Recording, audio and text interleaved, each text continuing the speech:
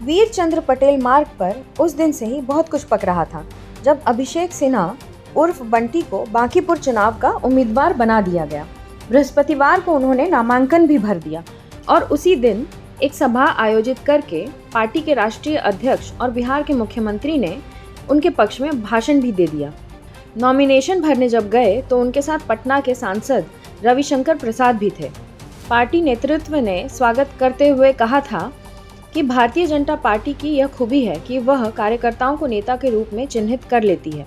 रविशंकर प्रसाद ने खुलकर यह बात कही। अब नीरज कुमार सिन्हा को पार्टी का उम्मीदवार नामित कर दिया गया है। नीरज भी अभिषेक की तरह ही पटना पार्टी के कार्यकर्ता के रूप में सक्रिय रहे थे। 20 वर्ष पहले उन्होंने सदस्यता ली थी। अविवाहित हैं और ग्रेजुएट हैं। बताया गया कि उनके माता पिता अब नहीं रहे। नरेंद्र भारत मंडल नीरज के चाचा हैं और वह जनसंघ के संस्थापक रहे हैं। अभिषेक नितिन नवीन के खासम खास माने जाते रहे हैं। अंदर खाने में खिचड़ी पक रही थी। खबर दी गई थी कि नितिन नवीन के 2 दिनों के प्रवास में अभिषेक के नामांकन में शामिल होंगे, पर अभी 24 घंटे ही बीतने वाले थे तब खबर आई कि पार्टी के प्रदेश कार्यालय में प्रेस वालों को अभिषेक ने बताया कि वह पारिवारिक कारणों से चुनाव नहीं लड़ेंगे। उन्होंने चुनाव से अपना नामांकन भी वापस ले लिया। मैंने अभी माननीय प्रदेश अध्यक्ष संजय सरावगी जी को पत्र दिया हूं, जो आपके सामने पढ़ रहा हूं। सेवा में माननीय प्रदेश अध्यक्ष महोदय, भारतीय जनता पार्टी बिहार प्रदेश महोदय, सादर प्रणाम है। मुझे भारतीय जनता पार्टी ने बांकीपुर विधानसभा में उपचुनाव में एनडीए के प्रत्याशी बनाया था। उसके लिए केंद्रीय नेतृत्व, प्रदेश नेतृत्व का मैं आभार व्यक्त करता हूं।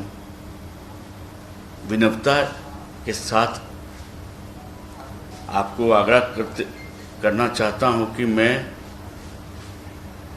पारिवारिक कारण से विधानसभा उपचुनाव लड़ने में असमर्थ हूं। मैं एक कार्यकर्ता के नाते निष्ठापूर्वक सेवा देते रहूंगा। धन्यवाद। चट मंगनी और पट ब्याह हुआ तब अभिषेक की नज़र पर नीरज को उम्मीदवार बनाने की घोषणा आ गई। जितने सरल ढंग से यह सब हो गया उतनी सरल बात है नहीं। बिहार प्रदेश के अंदर असली कमान कहाँ रहे, इस पर भीषण मचा हुआ है। सरकार में बने हुए किसी पार्टी के लिए यह एक विशेष परिस्थिति है। इसे रेयरेस्ट ऑफ द रेयर कहा जाएगा। यहीं पर बात कर लें कि यह सब घटनाक्रम प्रशांत किशोर के पक्ष में जा रहा है। बताया जाता है कि प्रशांत किशोर के मैदान में होने की वजह से पार्टी के अंदर खलबली भी मची हुई है। हम अनुमान लगाते रहे थे कि बांकीपुर भाजपा की सुरक्षित सीट है, फिर भी इस उपचुनाव में मुख्य चुनौती प्रशांत किशोर दे रहे हैं। अभी तो प्रशांत किशोर के हक में पाला बदल गया दिखता है। प्रशांत किशोर नॉमिनेशंस के अंतिम दिन 13 जुलाई को ही अपना दावा पत्र और नॉमिनेशन भरेंगे। बांकीपुर चुनाव 30 जुलाई को होगा और 3 अगस्त तक पटना का यह हॉट सीट चर्चा में बना रहेगा। चैनल को सब्सक्राइब करके हमारे नोटिफिकेशंस को प्राप्त करने का रास्ता बनाने का कष्ट कीजिए। वीडियो विश्लेषण को शेयर करने का कष्ट कीजिए। देखते रहिए विमर्श न्यूज।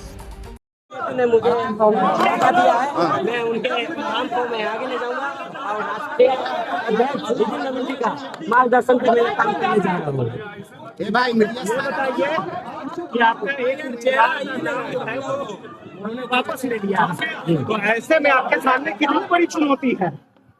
चुनौती कुछ नहीं है, वो सभी बड़े भाई लोग हैं, उन लोगों का आशीर्वाद हमको मिलेगा और सभी पार्टी के कार्यकर्ताओं को लेकर मैं चुनाव लड़ने जा रहा हूँ। अपोजिशन बोल रहा है कि अब तो बीजेपी पहले ही हार गई सब कैंडिडेट। अरे वो ड्रामेबाज पार्टी है, वो हमेशा इस तरह से बोलते हैं।